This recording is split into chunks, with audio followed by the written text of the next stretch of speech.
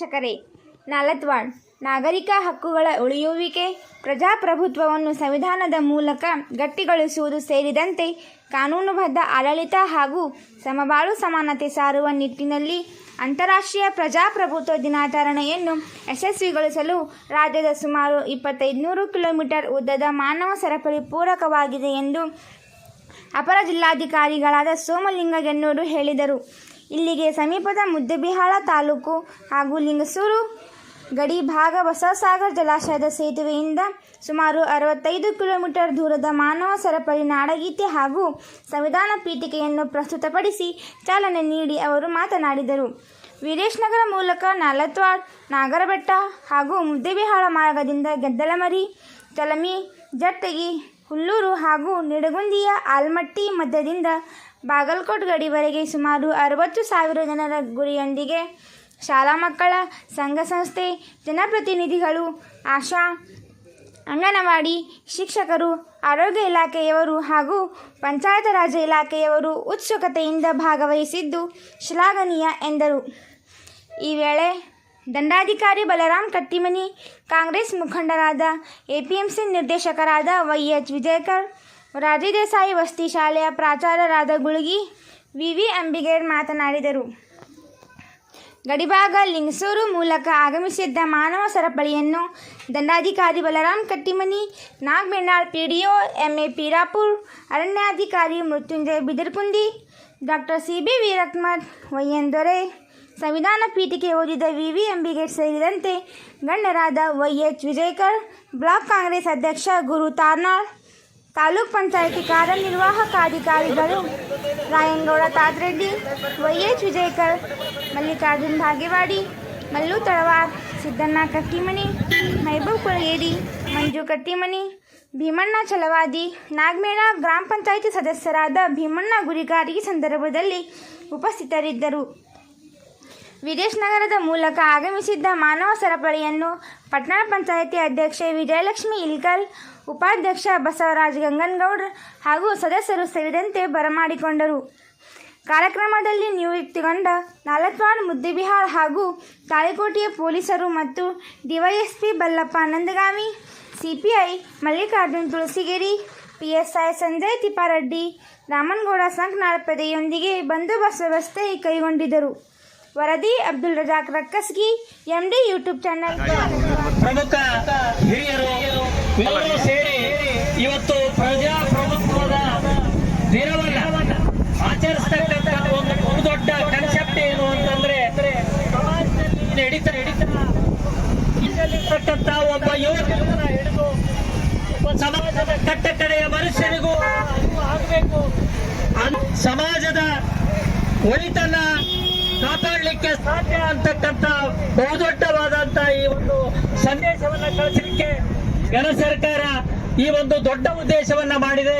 ಇದರಲ್ಲಿ ತಾಯಂದಿರು, ಯುವಕರು, ಯುವತಿಯರು, ಇಲಾಖೆ ಎಲ್ಲ ಹಿರಿಯರು, ಪ್ರಜ್ಞಾವಂತ ನಾಗರಿಕರು, ಸಮಾಜದ ಕಾರ್ಯಕರ್ತರು ಎಲ್ಲರೂ ಕೂಡ ಸೇರಿ ನಾವೆಲ್ಲ ಈ ದೇಶದ ಪ್ರತಿಯೊಂದು ವಿಶೇಷವಾಗಿ ಅಭಿವೃದ್ಧಿ ಕಾರ್ಯಕ್ರಮದಲ್ಲಿ, ಶಾಂತಿ ಪಾಲನೆ ಮಾಡುವ ಕಾರ್ಯಕ್ರಮದಲ್ಲಿ, ದೇಶದ ಒಗ್ಗಟ್ಟಿನ ಕಾರ್ಯಕ್ರಮದಲ್ಲಿ, ದೇಶದ ಅಭಿವೃದ್ಧಿಯ ಕಾರ್ಯಕ್ರಮದಲ್ಲಿ ಒಂದಾಗಿದ್ದೇವೆ.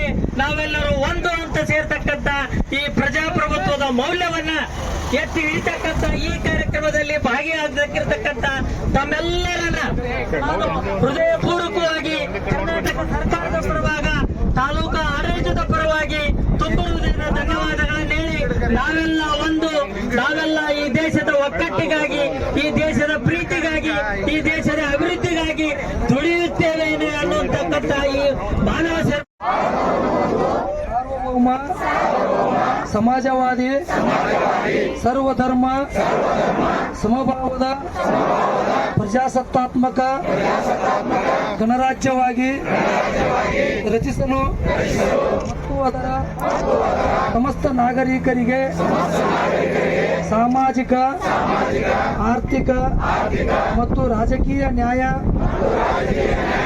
ವಿಚಾರ, ಅಭಿವ್ಯಕ್ತಿ ಅಭಿವ್ಯಕ್ತಿ ವಿಶ್ವಾಸ ಧರ್ಮಶ್ರದ್ಧೆ ಮತ್ತು ಉಪಾಸನಾ ಸ್ವಾತಂತ್ರ್ಯ ಸ್ಥಾನಮಾನ ಹಾಗೂ ಅವಕಾಶ ಸಮಾನತೆ ದೊರೆಯುವಂತೆ ಮಾಡಲು ಮತ್ತು ವ್ಯಕ್ತಿ ಗೌರವವನ್ನು ರಾಷ್ಟ್ರದ ಏಕತೆಯನ್ನು ಹಾಗೂ ಅಖಂಡತೆಯನ್ನು ಸುನಿಶ್ಚಿತಗೊಳಿಸಿ ಅವರಲ್ಲಿ ಭಾತೃತ್ವ ಭಾವನೆಯನ್ನು ವೃದ್ಧಿಗೊಳಿಸಲು ಶ್ರದ್ಧಾಪೂರ್ವಕ ಸಂಕಲ್ಪ ಮಾಡಿರುವುದಾಗಿ ನಮ್ಮ ಸಂವಿಧಾನ ಸಭೆಯಲ್ಲಿ 1949ನೇ ಇಸವಿಯ ನವೆಂಬರ್ ತಿಂಗಳ 26ನೇ ತಾರೀಕಾದ ಈ ದಿವಸ ಈ ಮೂಲಕ ಈ ಸಂವಿಧಾನವನ್ನು ಅಂಗೀಕರಿಸಿ ಅಧಿನಿಯಮಿಸಿ ಅರ್ಪಿಸಿಕೊಂಡಿದ್ದೇವೆ. ಮಾನ್ಯ ಅಪರ ಜಿಲ್ಲಾಧಿಕಾರಿಗಳು ಈ ಕಾರ್ಯಕ್ರಮದ ಕುರಿತು ಒಂದೆರಡು ಮಾತು ಮಾತಾಡ್ತಾರೆ.